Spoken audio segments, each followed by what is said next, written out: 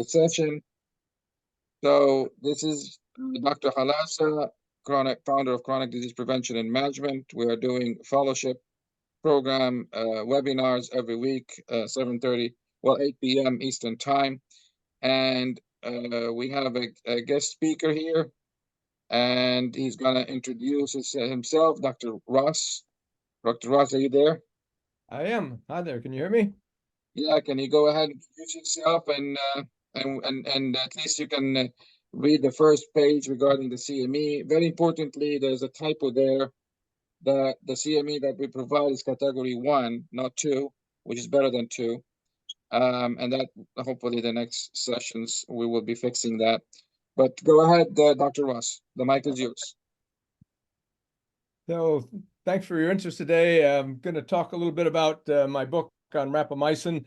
And the title of my book is a mouthful, admittedly, rapamycin, mTOR, autophagy, and treating mTOR syndrome. There's really two main topics in my book. One is the story of rapamycin, but the second story is, I think, actually more important than the drug rapamycin, and that's the story of mTOR and autophagy, and I'll get into that as we go along. Thought as part of my introduction here, I just mentioned a couple of books I've written. My first book was actually my PhD thesis on intelligence-enhancing drugs and nutrients and prevention of brain aging. And I self-published that for a couple of printings, and then Doubleday got interested and published it. And then I spent 6 years living in Mexico, where I was the hospital administrator of a alternative non-toxic cancer hospital. And that resulted in my next two books, Alternatives in Cancer Therapy and How to Prevent Breast Cancer. And those are both published by Simon & Schuster. My most important professional book that I ever wrote was the Drug-Induced Nutrient Depletion Handbook, originally written in 1999 and second edition published in 2001. And for probably 20 years, I spoke all over the country to pharmacy groups and medical groups and health-oriented groups about the nutrients that are depleted by the drugs that people take and how to prevent or correct some of those nutrient depletion related problems. And then in 2004, I wrote The Nutritional Cost of Drugs, which is really the drug-induced nutrient depletion handbook for the general public. But one of the things that astounded me when I wrote the drug-induced nutrient depletion handbook, I learned that oral contraceptives deplete more nutrients than any other single class of drugs. So that motivated me to write a book titled The Pill Problem for women that educates them about the nutrient depletions associated with oral contraceptives and how to prevent or correct a lot of them. And if any of you want a free copy of my quick reference guide to drug-induced nutrient depletions, just go to my website, naturalpharmacist.net/DIND, which is drug-induced nutrient depletions. So a quick little overview of the history of rapamycin. It's really a natural compound produced in nature, produced by a strain of soil bacteria discovered on the Easter Island. And the indigenous people's name for Easter Island is Rapa Nui, so the drug got named rapamycin. It was originally being researched as an antifungal drug back in the 1960s and 70s, and then they learned that it suppressed the immune system, so all that research came to a screaming halt. But in February 1999, the FDA approved rapamycin for kidney transplant patients because these people have to be on immune suppressing drugs long term. And when rapamycin is taken daily, it does suppress the immune system. Early 2000s, it got a couple of FDA approvals for treating several different types of solid tumor cancers. But these FDA approvals have really been a barrier to rapamycin being accepted as a life extension drug. Most doctors aren't aware of it. The doctors that are aware of it only know it as an immunosuppressant or as a chemotherapy drug. And many doctors also are hindered by their standard of practice in the groups that they practice in. And so they're hesitant or unwilling to write a prescription for rapamycin for a lot of people.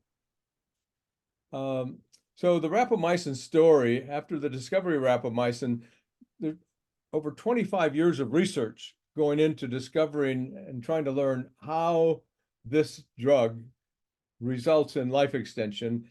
And that really has birthed the relationship between mTOR and autophagy and has created a new understanding of cellular metabolism and health and actually the whole entire aging process.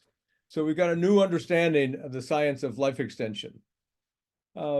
Here's two of the key scientists. David Sabatini discovered the mechanism of action of rapamycin, and he gave it the term mTOR, which stands for the mechanistic target of rapamycin. And that's simply the protein inside cells where rapamycin binds to. And then in 2016, Yoshinori Osumi, a Japanese scientist, won the Nobel Prize for his discovery of autophagy. So I did a little research on PubMed and just why I wrote this book. And just last week, rapamycin, there's over 7,000 articles and studies with the term rapamycin in the title, indexed in PubMed. Almost 16,000 publications or entries on PubMed with the term mTOR in the title, and autophagy over 38,000. So you can see there's thousands and thousands of studies and articles published about these terms, but nobody had written a book about it to explain it for the general public. And so I became interested in rapamycin probably about 6 years ago or so. 2 years ago, my interest shifted into an obsession, and I just locked myself in my office for a better part of a year and wrote this book. So it's important to realize that mTOR and autophagy are highly conserved traits, segments of DNA that have been in living cells for long periods of time, and mTOR and autophagy are highly conserved traits. They have been in living cells for as far back as we can determine, and they are really a counter-regulatory mechanism inside cells that regulates metabolism and the health of all living cells. So regulating cellular metabolism, detoxification, and the rebuilding and renewal of the body. And I think that third bullet point doesn't get emphasized enough, and I'll go into that a little bit more. But here's just a little drawing that I made to kind of show how rapamycin functions. It crosses a cellular membrane and binds to mTOR. And mTOR is this protein. It's actually a kinase enzyme. That's a master signaling molecule that senses when energy and or nutrients are available. And when nutrients are available, mTOR sends out signals that says, use these nutrients to build and grow. And the other side of the coin here is autophagy. And when there are no nutrients available, autophagy gets activated. And that is the cellular detoxification process, the repair and recycling of old cellular components and damaged cellular components. You're really breaking down old cellular components so your body can replace it with new components. And so you're rebuilding your body on a daily basis if and when autophagy gets activated.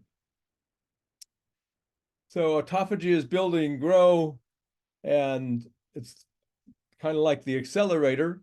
And on the other side of the coin, autophagy is kind of like the brake. And I use the analogy of sleep. We call sleep our rest phase, but it is not a down phase. There's a tremendous amount of activity that takes place during sleep. So it's the same with autophagy, although it's rest in terms of mTORs not being activated. You're not building and growing, but there's still a lot of important activity that's going on when autophagy gets activated.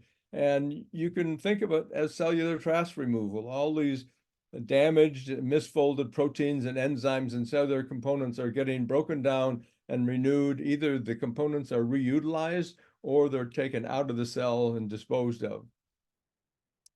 So I like to think of mTOR and autophagy as kind of a yin-yang cellular metabolism control mechanism. And you have to have these things in balance in order to have good health. So I made this. Can I interrupt you for a second here just to make an announcement, very important for the doctors here. If you want to get your CME for today, you get the link that I'm putting in the text and just fill up. It's very easy automatically, and you can get your CME instantly. It's category 1 CME. Thank you for just a little announcement here. Sorry for interruption. So I made this little cartoon-like slide here to try to express the mTOR and autophagy relationship. And for 99.99% of human evolution, people did not get up in the morning and go to the kitchen, open the refrigerator, and start making breakfast. People did not eat 3 meals a day. Um, um, we think that on average, ancestral humans often only ate once a day and maybe even only every couple of days. And so if they eat once a day, they spend about 4 hours digesting what they ate, but they went 20 hours without ingesting food. And so for millions of years, this is kind of what happened with with humans. And now we fast forward to today in modern humans, and relative to our ancestors, people eat all the time now. So mTOR is always getting activated. Breakfast, lunch, dinner, in between meal snacks, desserts, nighttime cocktails. People from 7 a.m. to 7 p.m., breakfast to dinner is 12 hours, another extra 4 hours to finish digestion. So 16 hours a day when calories are coming in, and only 8 hours or so for autophagy to be activated. And that is not enough time for autophagy to really do its work. So this is the major thing that has changed in humans over the last 100 years or so. There's another way to express it where you've got so much time in autophagy for ancestral humans and just the reverse for humans these days. And I like to say that humans these days are facing what I call an epidemic of epidemics. Back when I was a kid in high school in the 1950s and 60s, we didn't have an epidemic of heart disease and cancer and diabetes and obesity and autism and dementia and so on. And now these are all approaching epidemic proportions. And I think this dysregulation of the balance between mTOR and autophagy is a fundamental health problem that's affecting the health of humanity. I use the analogy of a flat tire. You drive on a flat tire, you ruin the tire and you ruin the rim of the car, but you cannot change a new tire. You can't put a new tire on until you take the old tire off. And that's why autophagy is so important, because you've got these damaged proteins and these damaged enzymes and cellular components, but they stay in place and they're not functioning very well. And autophagy is what will break them down and remove them so the body can then rebuild them when mTOR gets reactivated.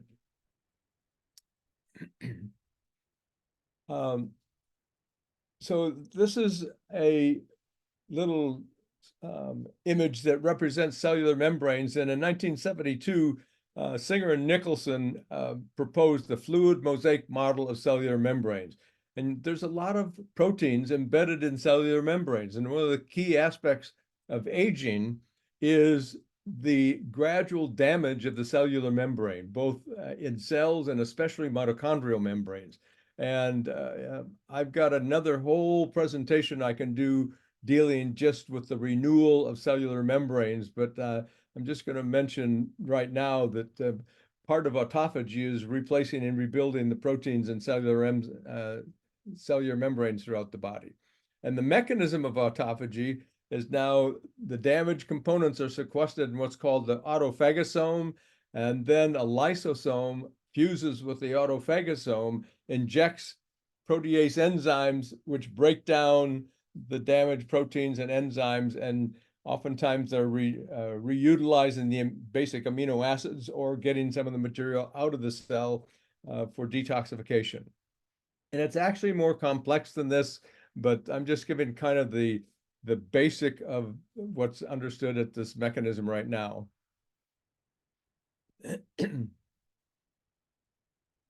So I think this is an important concept here. Autophagy doesn't stop working because you grow old. You grow old because autophagy stops working.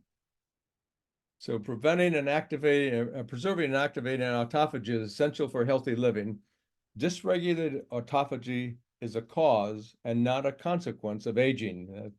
Raj is the lead author here in an article published in 2020, but I just think that's a very important concept and statement. Dysregulated autophagy is a cause and not a consequence of aging.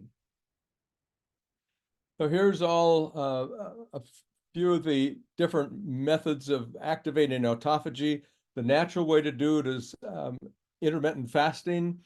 Calorie restriction can also do it, but it doesn't work very well. I've got a slide that'll talk about that in a minute. Exercise and sleep are both important lifestyle factors. There's a number of different, what we call geroprotective agents, and I'm not going to spend time talking about them. I just wanted to list some of these things in addition to rapamycin that are activators of autophagy. And my book is really an educational process. A lot of doctors aren't familiar with it. A lot of patients, general public uses it as a method of accelerating their learning process about rapamycin. And so it's really the basic material that people need to know about what it means and how it functions, what the mechanism it is. And then I go through a lot of the major studies and summarize them so that people have the science behind rapamycin and also mTOR and autophagy. I created the term mTOR syndrome for the overexpression of mTOR, and that leads to the dysregulation of cellular metabolism and the acceleration of biological aging. So this actually led me to propose in the second edition of my book, the mTOR autophagy theory of aging. Here's all of our current epidemic of epidemics, and you're all familiar with all these different diseases. I won't spend time there. But why is mTOR syndrome so prevalent? Why is mTOR being activated all the time? One major factor is that home refrigerators became widely available in the 1920s, 30s, and 40s. And within a matter of a couple decades, most households in the United States had a household refrigerator, and many of them even have a freezer, so they could store foods for longer periods of time. And then after World War II, the food processing and packaging industry kicked into gear, and now we have foods available all the time, 24/7, and a great deal of it is highly processed foods. Why is it so important to activate autophagy? You can't have mTOR being activated all the time. You're going to burn yourself out, just like a race car. Those are highly tuned automobiles, those Formula One cars, but they can't go fast all the time. And athletes can't go fast all the time. You have to have a period of rest and rejuvenation, and that's why autophagy is so important. Here's a little bit about calorie restriction. It's usually unsuccessful. There was a meta-analysis that was published. 80% of people who use calorie restriction regain most of their weight within 12 months, and they gain 50% of their weight loss within 2 years. So just basic calorie restriction isn't the best way to go. Intermittent fasting is probably the most common protocol for the natural way to activate autophagy, but there's a number of different protocols. OMAD is 1 meal a day. Some people will fast 2 days a week. The important thing, though, is when you eat. The timing is as important as what you eat and how much you eat. I want to emphasize a study done by Joan Manick. This was the first human trial with rapamycin that really made people realize that humans could get many of the same life extension benefits that have been shown to happen in different species of animals, and anywhere from 20 to 60% life extension in different species of animals with rapamycin. So Joan Manick did a study, 218 subjects, 65 years old or older, divided them into 4 groups. And she didn't use rapamycin, she used Rapalog, or RAD001. It's a rapalog with the same effects as rapamycin. And she divided these people into 4 groups, and the 4 doses were 0.5 milligrams per day, 5 milligrams once a week, 20 milligrams once a week, or the placebo group. And people took their medication or the placebo daily for 6 weeks. Then there was a 2 daily, or in some cases is once a week in the 5 milligram and the 20 milligram dosage. And then there was a 2-week washout period. And then she challenged all of them with the seasonal flu vaccine and measured how their immune systems responded. And the elderly people taking 5 milligrams once a week, that was a sweet spot. They got about a 20% increase in the function of their immune system. So this is a human clinical trial that documented that when rapamycin is taken intermittently, once a week, you get a partial inhibition of mTOR and some significant health benefits, in this case, specifically boosting the function of the immune system. Here's an animal study, strain of mice that are developed specifically to get type 2 diabetes and become obese at a very early age. They were given either a control group or rapamycin, started at 2 months, and go through the bullet points here. Rapamycin treated mice 58% less body weight and 33% less fat mass. So rapamycin is a calorie restriction mimetic or a fasting mimetic. It's doing virtually the same as fasting, allows autophagy to be activated, and some pretty significant results here in this animal model. And also type 2 diabetes and poor insulin sensitivity is a big problem, and this also had significant improvement in insulin sensitivity. Dr. Vera Gorbanova did an interesting study. This is not a human study, this is a mouse study, but it really makes a powerful statement, I think, about rapamycin. She took the information on long-lived animals, and down at the bottom, I'm just listing a few of them: Greenland sharks, bowhead whale, rockfish, the naked mole rat. All of these long-lived animals have been studied, and they know which genes are associated with life extension and which genes are associated with accelerated aging. So she took mice and then divided them into 10 different groups.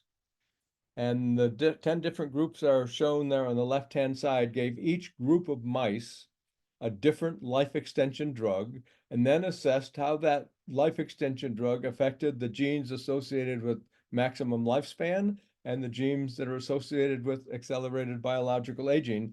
And it turned out that rapamycin had the largest effect at activating genes associated with the maximum lifespan, and rapamycin also had the least effect on the genes that are associated with accelerated biological aging.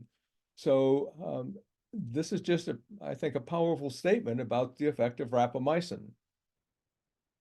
Matt Kaberlein up at the University of Washington has initiated the dog aging project, trying to enroll 100,000 companion dogs and follow them for 10 years. And one subset is going to be a double-blind placebo-controlled trial with rapamycin. But the goal is to study dogs and get more information about the aging process and equate it to humans. And you can go online at the Dog Aging Project and register your dog and get your dog into the study if you want to. All right. So some information on rapamycin dosing and side effects. Once a week is the most common dose, and 5 or 6 milligrams is the most commonly used dosage. And rapamycin, most of the generic forms are 2 milligram tablets. So you'd be taking 3 tablets once a week to get your 6 milligram dose. There are some potential side effects from taking rapamycin, but they're very minor and relatively insequential. Iron levels should be checked. Some people get a little bit anemic and find a decline in hemoglobin levels. Lipid level, triglycerides can be elevated a little bit. So I recommend that everybody get a basic lab panel done, so you've got some baseline labs to look at. The most frequent side effect with rapamycin is aphthous ulcers, these little mouth ulcers that can be very annoying. And I know a number of people that have gotten these. Usually it goes away with several days, and for the majority of people that I've spoken with, they only get it once and it doesn't reoccur. A couple of people have gotten it several times, but again, it just lasts for several days and goes away. I think one of the way that we can counteract the side effects is adding amloxanox to the equation, because amloxanox does help those aphthous ulcers, and it also support the effect of mTOR inhibition because it activates the AMPK.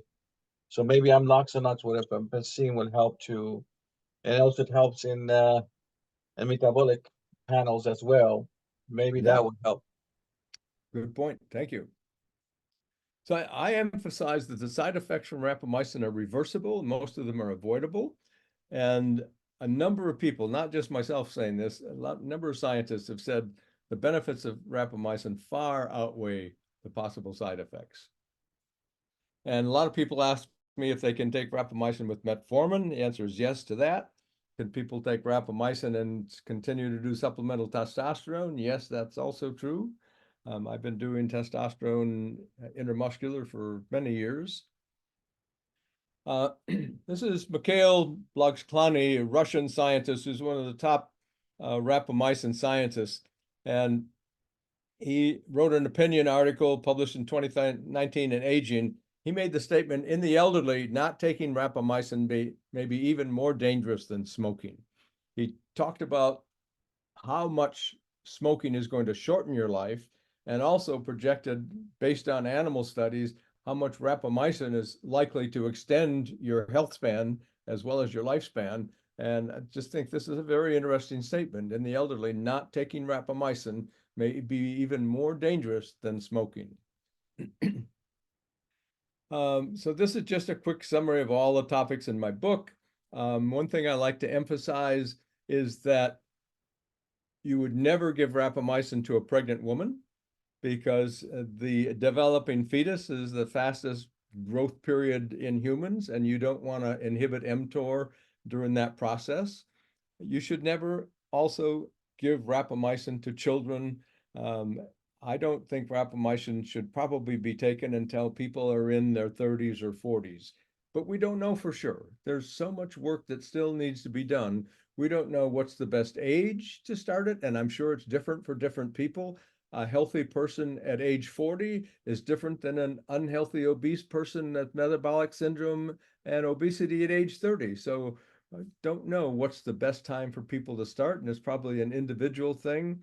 And we don't understand what's the optimum dosage. Is it 6 milligrams once a week, or is it 12 milligrams every other week? And should it be once a week or once every 10 days? We just don't know these things, but we go on Joan Manick's study that identified 5 or 6 milligrams once a week as kind of being the sweet spot.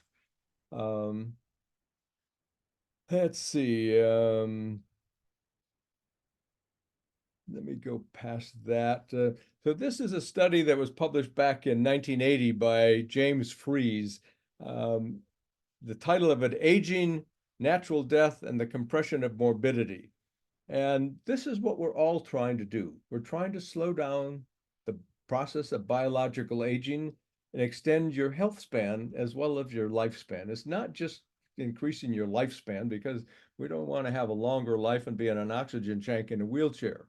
But what Dr. Fries talked about, and he was highly criticized when this was initially published, but now he's pretty well accepted and admired by his study. But rectangularization of the aging curve and the compression of morbidity.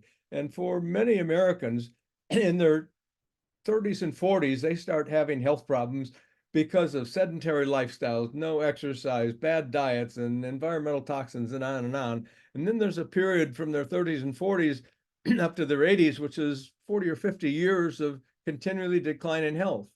And if you really get into health and extend, rectangularize the aging curve, you live healthier for much longer, and then you compress morbidity into just a very short period of time at the end of your life.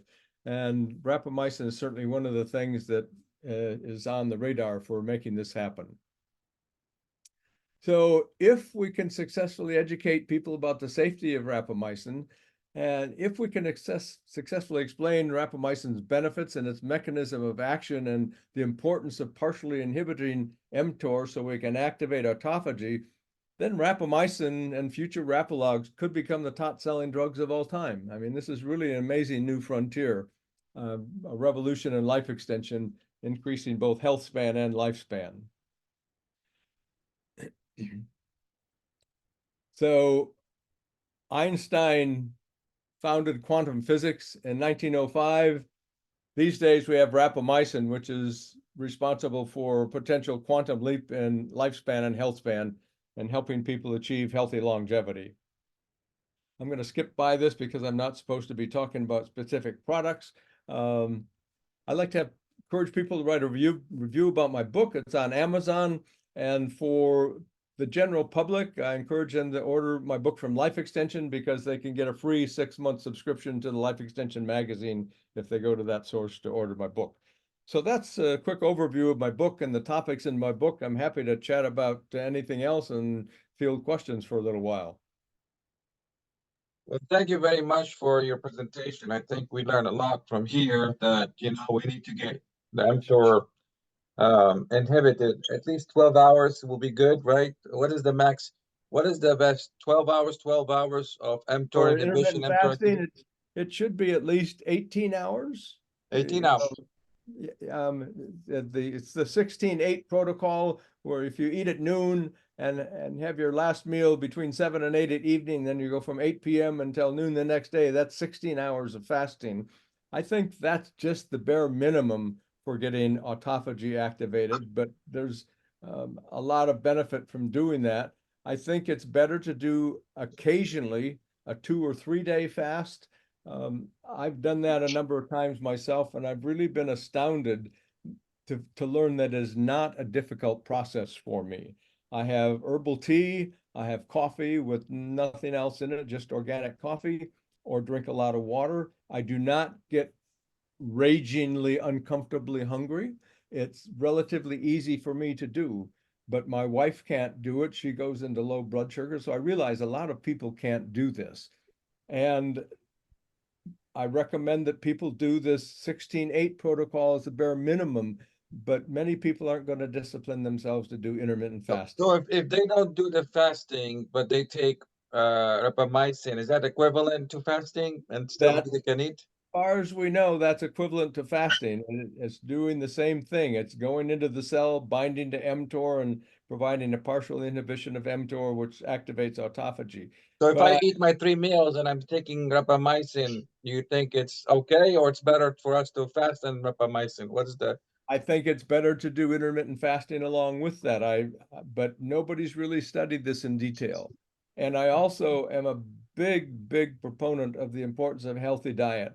I think if people are existing on fast food and junk food, rapamycin is going to be minimal benefit to them.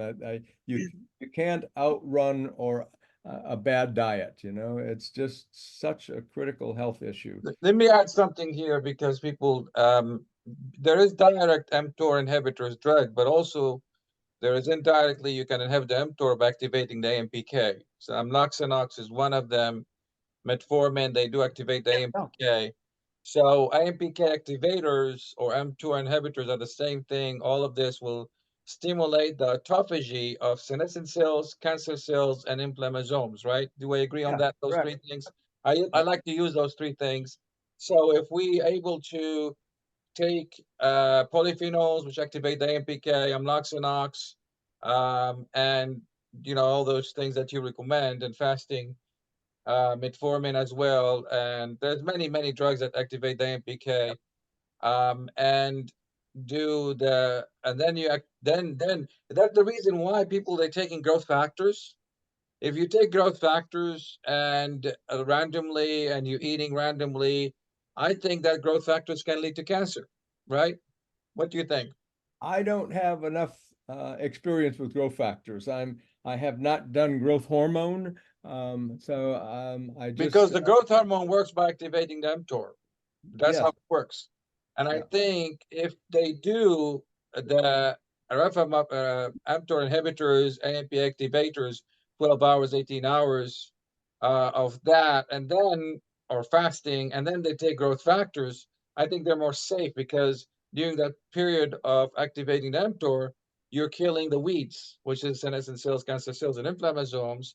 And then if you eat and you take the growth factor, that will kicks in the mTOR, which is during the growth process, our regeneration process of stem cells. I think that's the best way to do because I'm against people taking growth factors without right protocols and randomly. and they eat and activate the mTOR, I Yep. think it's shooting in the dark. What do you think? Yeah, no, I agree. I think that's good logic and right on those points. One thing I'll point out in my second edition of my book, I wrote a chapter on sarcopenia. And I think that one of the big problems that is contributing to people's poor health, especially as people age, is not getting enough dietary protein. And there's a lot of discussion in the literature now suggesting that the RDA for protein, which is I think 0.8 milligrams per kilo, is way too low. And as people age, they tend to eat less when they really should be consuming more protein. So I just emphasized that in a chapter on So you're sarcopenia. talking about low carb diet is consider an mTOR inhibitor? I wouldn't say a low carb diet is because it's all about the timing in terms of mTOR inhibition. So Right, but I think do you think taking amino acids will activate the mTOR and the fat versus yes, carbohydrate? Is there a difference there? yes, especially some. I think it's leucine is one of the primary activators of mTOR. So you think that if people on keto diet, um, they have better chance of inhibiting mTOR versus people who are taking carb and they don't care, Yes, right? Polyphenols are activation of AMPK, so all the polyphenols, curcumin, resveratrol, as you mentioned, ECGC, quercetin, all of those are polyphenols do activate the AMPK and have the mTOR. And I think that will, if we have our diet is rich of that, possibly that will be a better for anti-aging. yeah, you bet. Yeah, Okay. and about a comment about polyphenols. Most of the polyphenols are very, very large molecules, and we do not digest and absorb and metabolize many of the polyphenols very effectively. So they pass through the digestive tract, but when they reach the colon, they're the food for your probiotic bacteria. And I think most of the benefits from polyphenols are due from what we call the postbiotic metabolites that are produced by your probiotic bacteria when they metabolize the polyphenols in the colon. And if you go and apply that on our lecture on sex hormones, we talked about there's three forms of estrogen: estriol, estradiol, and estrogens. And we find out estradiol and estrogens, they are proliferative drugs, possibly stimulate mTOR, while the estriol is differentiating drug, even progesterone is differentiating drugs. So I think that has impact on the mTOR activities and AMPK activities because most of the time they go with the same line. And I think balancing sex hormones and preventing estrogen dominancy, it's very critical because if you have too much of estrogens, that's not being balanced with iodine or progesterone, you may end up having cancer. And that's the reason why, if you see the top cancers are prostate cancer, breast cancer, lung cancer, colon cancer, and all those cancers can be driven by estrogen dominancy. So, in addition to doing the fasting and taking mTOR, balancing the sex hormone is very critical, and preventing estrogen dominancy and managing it, it's also critical as well. And Yeah, weight loss, Hey, because it's may I also ask if we were going to see, doctor, if we were going to see any immunosuppressive effects that, because when we talk about wanting to use rapamycin, one of the things we want to, look at are people, um, or what is your assessment, I guess, of the immune suppression potential effects? They're not present so much at just once a week dosage, I take it. What would we be looking for in terms of that? yeah, it's fairly evident that once a week dosing is not suppressing the immune system. The Right. suppression of the immune system is when it's taken daily, and but If we once a were to week, take it daily, like what effects would you anticipate seeing? Like, for example, when you mentioned aphthous ulcers, that's like a Th17 type of polarization, or atopia, right? Um, I'm just wondering what we would look for there, just if we wanted to look. Yeah, Uh, I think we need. I don't think Dr. Rose is. He's talking about there is polarization of the immune system, Th1, Th2, and Th17, and as in the group here, and Dr. Joseph is one of the pioneer, along with Dr. Mike Beamer. They want to know the drugs on the effect of polarization of those immune system, because part of managing chronic disease is restoring and modulating the immune, redox, and metabolic. I don't know about rapamycin, how it's going to affect on the polarization of the immune system. I don't think. Do you know, Dr. Ross, on that? Because that's something we need to know it as our group, because that helps us to manage autoimmune diseases. Yeah, um, all I can say is what's in the literature is that intermittent dosing once a week is not suppressing the immune system. It's just a Yeah, partial inhibition of mTOR. But nobody's really studied this in large clinical trials with different people or different age groups or different dosing regimes. So we don't know enough. But I will say that the best resource for all of you to be aware of is an online forum called rapamycin.news. So okay. that's Well, it's a one. very cool drug and it's very in demand with a lot of people. And I think due to your wonderful work with this, and I think we're seeing more interest in it. I'm hearing more interest in it, and as you present, it's just really a crucial new therapy that we need to add to our armamentarium, and I will plan to be offering it. Yeah, when people start taking rapamycin and partially inhibit mTOR and activate autophagy, every single cell in their body starts to function better. And it's a Great. gradual thing. People want to know, what am I going to feel? Most people are not going to feel anything, but I ask the question, if you take a dose of vitamin D today or a dose of vitamin C, how much different or how much better do you feel tomorrow? You don't, there's Yeah. not a dramatic difference. You take it because you understand why it's important.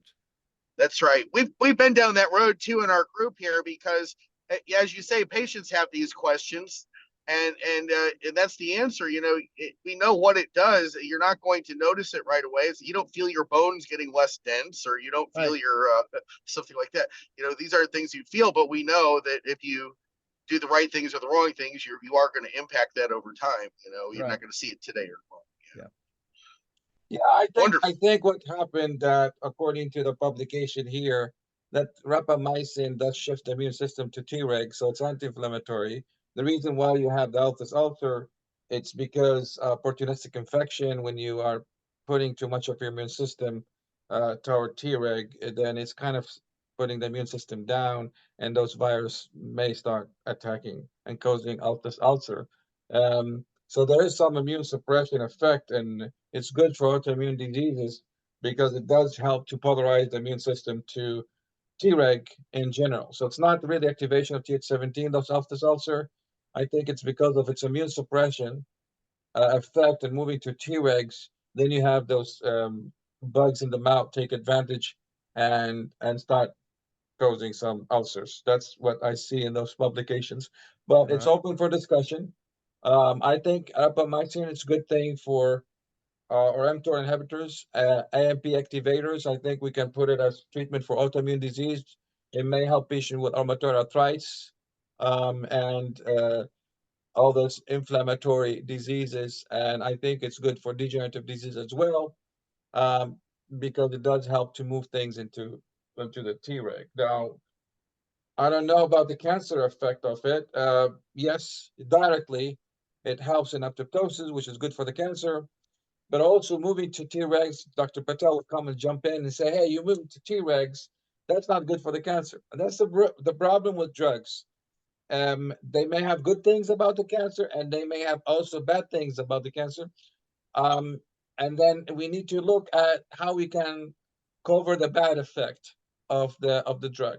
So in this case, if they are inducing apoptosis, which is something we want for cancer, but they're shifting the immune system to Treg, which is something we don't want in cancer, then we can go ahead and add anti-CTLA4 antibodies, anti-PD-L1, thymosin alpha, interferon gamma, and maybe that helps to polarize the immune system to Th1. So as long as you are giving a cocktail of drugs that helps to negate the unwanted effect of the drug, then you are good to go. That's the reason cancer is not easy thing to do. Just 2 cents here, and because I know Dr. Patel will jump into the mic and talk about it, because she's one of the pioneers in managing cancer, and she's very good.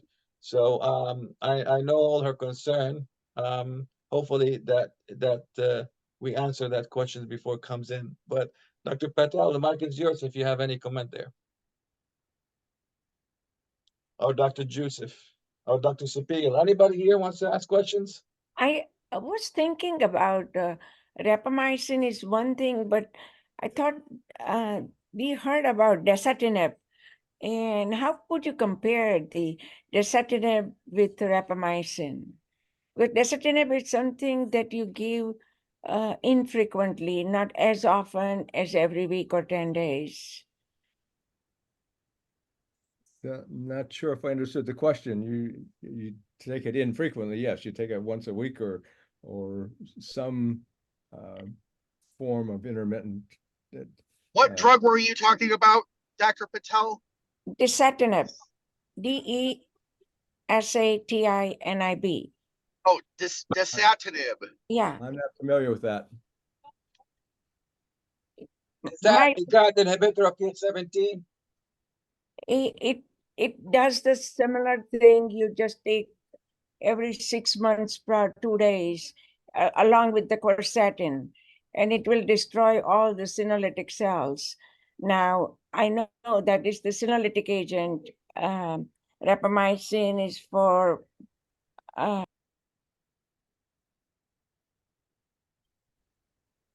Oops, we lost her. Yeah. Did we lost her? so this is, I'm just like to compare that when in the elderly, the statement which was made that if you this is not good if you don't give the rapamycin in elderly patients. But I was wondering, elderly patients have a more problem with the senolytic cells, and you give dasatinib, which is to be given every 6 months, and it kills the senolytic cells and increases the energy and reduces the inflammation. And so if they have sore joints, they feel better. And if they are tired all the time, they get more energy, and it will start also cut down, regulate the pro-inflammatory cytokines.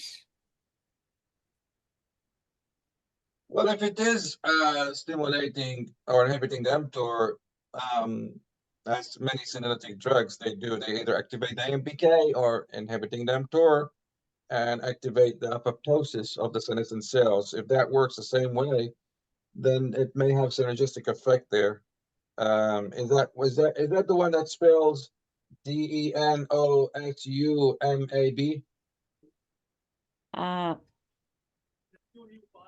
It is Denosumab. dasatinib. It is DESATINIB.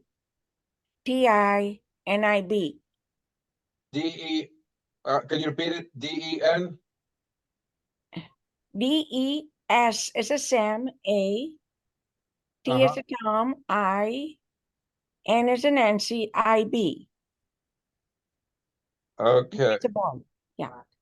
All right. I think I got it now. It's called the dasatinib. Yeah, I think it works though in mTOR. It's the same thing.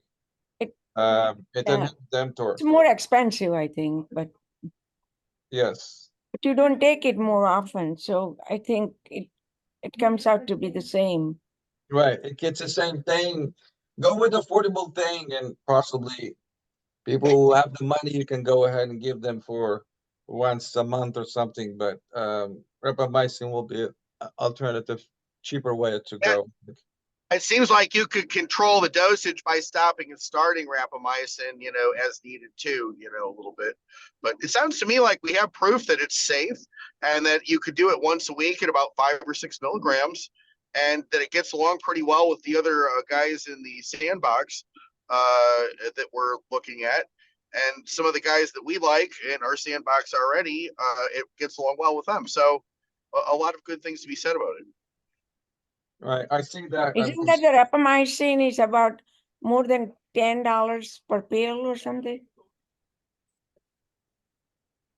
I can work on that. I think we had it for 3 or 5. It does get expensive in some of the dosage, but frankly, the more we sell of it, the cheaper it gets. And there's a lot of interest in it right now. So I would think maybe by the end of the year, we'll have, enough good volume to have a lower price than what we've had in the past.